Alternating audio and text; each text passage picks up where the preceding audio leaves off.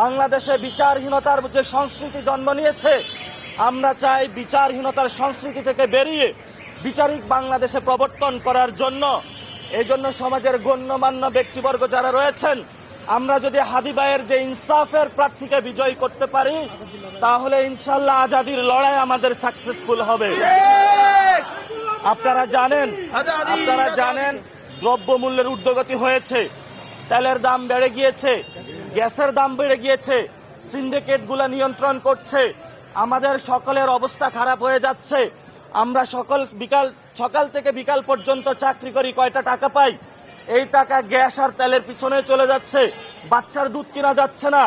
সমাজের যখন আমরা যাই, ঘরে গিয়ে অন্যান্য সামগ্রী দ্রব্য আমাদের ক্রয় ক্ষমতার বের হয়ে চলে যাচ্ছে। আমরা সরকারকে আহ্বান জানাবো, দ্রব্যমূল্য ক্রয় ক্ষমতার মধ্যে নিয়ে আসুন, জনগণকে মুক্তি দিন, অর্থনৈতিক বৈষম্য থেকে সাম্যের সমাজ প্রতিষ্ঠা করুন। পরিশেষে বলতে চাই, আমাদের ভাইদেরকে খুন করেছে যারা, শেখ হাসিনা ভারতে এখনো পালিয়ে আছে। সরকারকে বলবো দ্রুত গতিতে শেখ হাসিনাকে ফিরিয়ে আনুন, কারণ এই ইলেকশনের আগে আমাদের আরো দুইটি প্রতিশ্রুতি ছিল, একটি হলো সংস্কার, আরেকটি হলো বিচার। আমরা চাই যদি শেখ হাসিনার বিচার হতো, আজকে মুসাব্বির খুন হতো না। যদি শেখ হাসিনা বিচার হতো, আমার হাদি ভাই আজকে খুন হতো না। আজকে যদি শেখ হাসিনার বিচার হতো, ভবিষ্যৎ বাংলাদেশ আর খুনের নজরানা আমাদের সামনে থাকতো না। এই জন্য সকল খুনের আমরা বিচার চাই।